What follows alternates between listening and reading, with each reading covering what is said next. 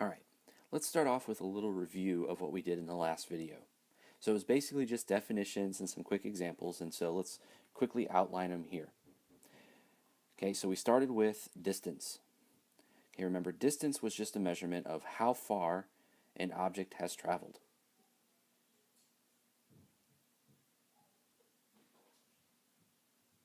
Okay, remember, this is a scalar number, so there is no directional component to this. So if you have a measurement that you've measured on the ground, doesn't matter which direction you're going to. If I went 10 meters north and then 10 meters south, I don't care about the direction. It was just 10 meters, a total of 20 meters. Displacement, on the other hand, does care about the direction. So we can define it in a way that says it's how far an object travels from its starting point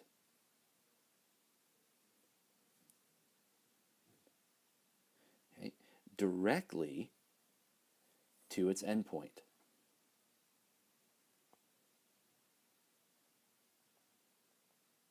Okay, so we already defined it mathematically as final position minus the initial position, and that's what we're saying here. All we care about is how far away am I from where I started to where I ended. I don't care, anything in between, I don't count. I draw a line from where I started to where I ended. That is my displacement. Okay, one way to think about it is imagine like walking around in a city. I could walk around blocks and walk off path and everything else, but when I look at the map of where I started, where I ended, I draw a straight line to those points. There's my displacement. Okay, and in the other example I gave for distance, if I do 20 or 10 meters north and 10 meters south, well, if I add those with their directions, my displacement's 0. So remember, direction matters for displacement. It does not matter for distance. Then we also defined two other things. One was average speed. Remember, average speed was the rate of change of your distance traveled. So mathematically, we would say average speed is equal to the distance divided by the time. And since distance was a scalar quantity, so too is the average speed. The other quantity was average velocity. Remember, average velocity was the rate of change of an object's position.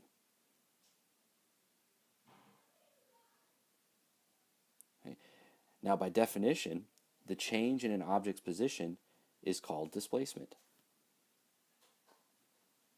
So that means your average velocity as an equation would be written out as displacement divided by time. And because displacement's a vector, average velocity must also be a vector.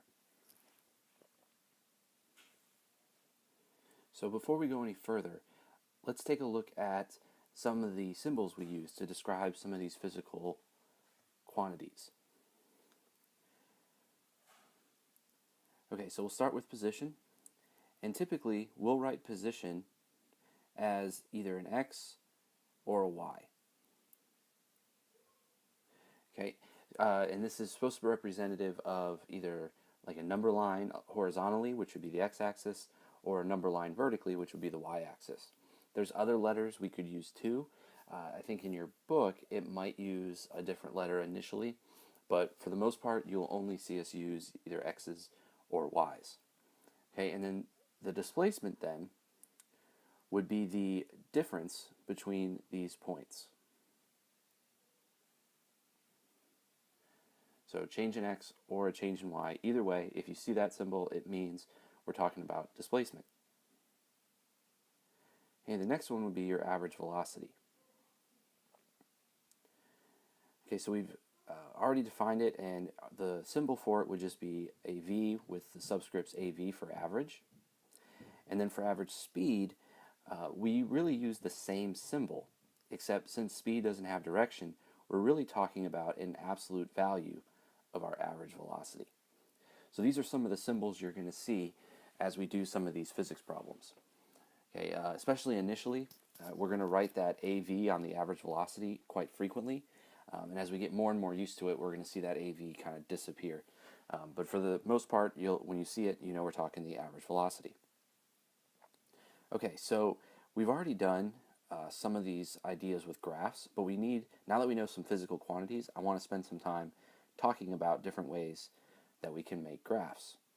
So for this video, we're going to stick with one type, and that is a position time graph.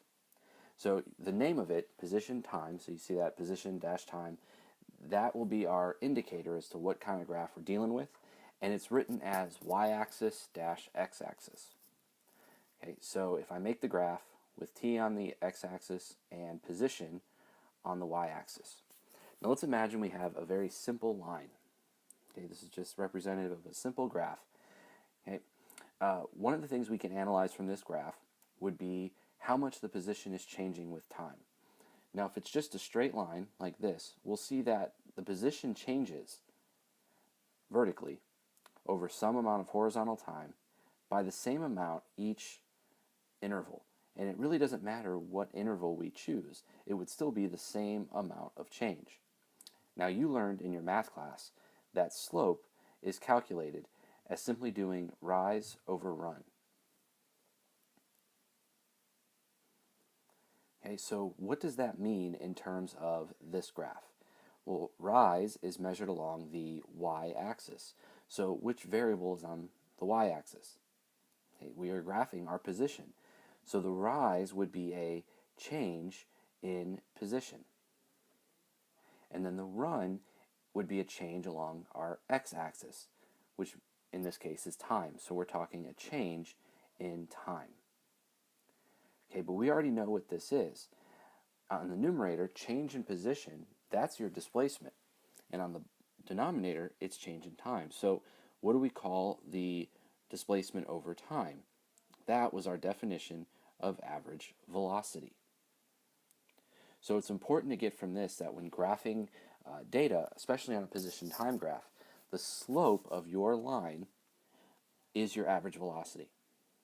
And if the data points are scattered so that you're drawing a best fit line, well, then that line averages out the data to find out the best average velocity for your line.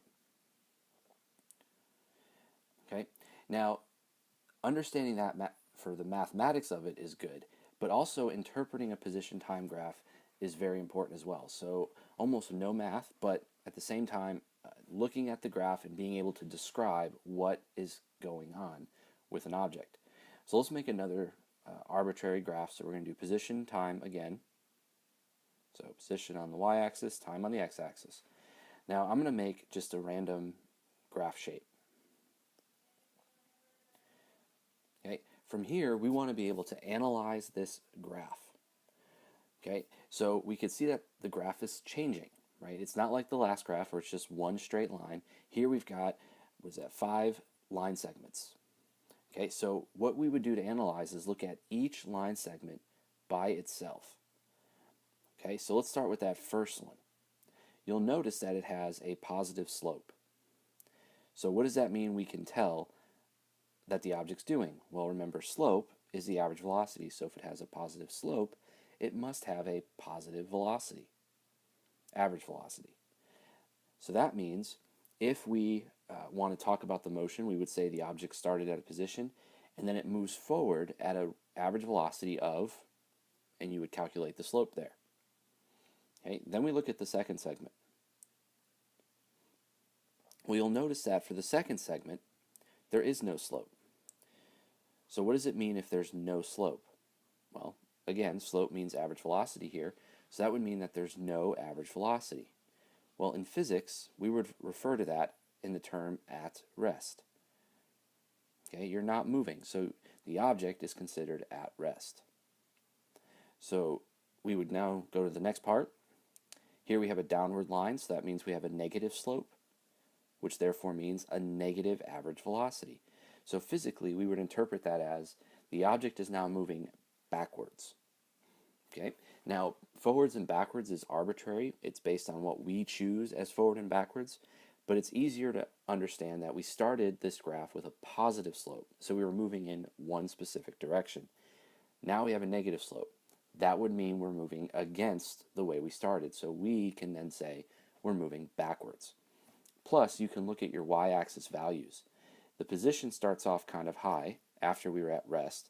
Now that position is dropping towards 0. So if you were moving back towards the origin, you would say you're moving backwards. Okay, the next line segment is flat again, so same as the one above it, it would be at rest for that time interval. And then the last segment is also in negative slope, so we're talking a negative average velocity. Okay, so not too difficult. If we gave some time intervals here and some more numbers, you could actually be very specific on how to basically write out a story that this graph would be describing. Okay, so there's the interpretations of the graph, but there's also more we can do with the graph.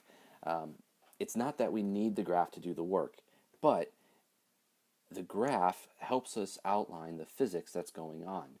And from the graph, we can then develop mathematics that would allow us to skip the graph in the future. Okay, so the graph is good with experiments, but if we've already got the data we need, why do we need to graph it? Okay, so what we'll do is we'll start with one graph just to make it easier. So here we'll start with another position time graph. Now, you learned in a math class that a straight line graph has the equation y equals mx plus b. Now, for our graph, let's replace these variables, y, m, x, and b, with what we have on our graph. So let's start with the y-axis. What are we graphing on the y-axis? Well, that's our variable of position. Okay, so I'm going to write that here because we're not talking, when I say x, we're not saying the mathematical x that's in the y equals mx plus b. This x is our variable for position. All right. Then m is our slope, and we just discussed that slope is your average velocity. Okay, the x-axis in our graph is time. And then what about the plus b? Well, remember, b means y-intercept. So if we're looking at this graph where it crosses the y-axis, that would be a position value. More importantly, what time is this graph crossing the x-axis? At what time is the graph crossing the position axis? Well, that's at the time t equals 0. So what we would do is we would call this our initial position. Okay, it's the position that we started at when the time was equal to 0. So we'll label that position x with a subscript I to represent initial. And again, that means position at time t equals 0. So we've come up with this equation now. Position is equal to the average velocity times time plus the initial position. Okay, and we will refer to this as our equation of motion. Okay, now it's important to note that this is only for objects moving at constant velocity. Constant velocity. Okay, this equation doesn't work if our velocity is changing. For example, in the graph that we just drew, or the one before this one where we did an analysis of it, let me sketch it out real quick. So that was the position time graph that looks something like this. Okay, we already went through what each line segment meant, but the important thing is when we're talking about an equation of motion, each one of these line segments would have to have its own equation of motion. Okay, and the reason again for this, if you look at each segment, there's different slopes at each segment. Therefore, each segment has its own equation because the velocity is changing from segment to segment. Okay, so not too difficult. So now let's go through a couple examples on how we would use this equation. Okay, most of you have had the algebra, so I'm confident that you can get through this, but we'll walk through a couple easy ones to start off with. All right, so in this first example, well, imagine we have a car, and this car is moving forward at some average velocity. We'll say that it has an initial position of 0, and we don't know what the ending position is. Okay, we'll say it has an average velocity of 15 meters per second, And we'll say that it gets from this position of 0 to this unknown position in a time of 3 seconds. Okay, so in looking at this, the question mark implies our question. What are we looking for? We are trying to find this final position. Now, it's the easiest thing to do is to start off by labeling all of these numbers with the variable letter that we know they represent. Now, the average velocity one's easy because we already said average velocity is equal to 15. The time is easy because we said time is equal to 3 seconds.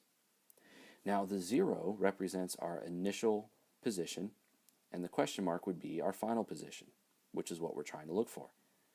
So we write out our equation of motion. We plug in the numbers we have. So the average velocity was 15 meters per second, time was 3 seconds, and the initial position was 0. So a quick calculation here would give us a result of 45 meters. Now, a couple things. If you use the dimensional analysis that we did last week, meters over seconds times seconds does equal a meter, so our units are going to work out fine. And so we can with confidence say this is our answer of 45 meters. So in 3 seconds, going at a rate of 15 meters per second, the car will go 45 meters. That's easy. Now, one of the areas where students tend to get mixed up is what if I ask you to solve for something that's not already solved for in the equation? For example, our equation of motion solves for x. What if I asked you to solve for t? So same example, let's say we have a car. We'll say this one's moving at 12 meters per second. We'll say it starts at a position of 2 meters and it ends at a position of 26 meters. Now the question would be, how long does it take for the car to get there? Now we don't have an equation that just solves for t. So we would have to do some work here before we actually can calculate our answer. So the only equation we have to work with is our equation of motion. So we're going to write that one out. Now we're trying to solve for t. And t is inside this equation. So how do we do this? Let's start by labeling out our variables so we know where they go. And now we're going to put them all into the equation. So 26 meters is our final position, 12 meters per second is our average velocity, time we don't know, and 2 meters is our initial position. So we got to do the algebra here to solve for t. So we're going to start by subtracting the 2 meters from both sides. That gives us 24 meters on the left, and on the right we've got 12 meters per second times t. Of course the 2 meters canceled out. Now if we're the next step to get t by itself, we're going to divide both sides by 12 meters per second. Okay. And again from here, if we want to make sure we're doing it right, check the units. Meters divided by meters per second does result in a unit of seconds, which is a unit of time. So if the units are working out, we must be doing the problem correctly. So 24 divided by 12 is going to give us 2 seconds as our value for t.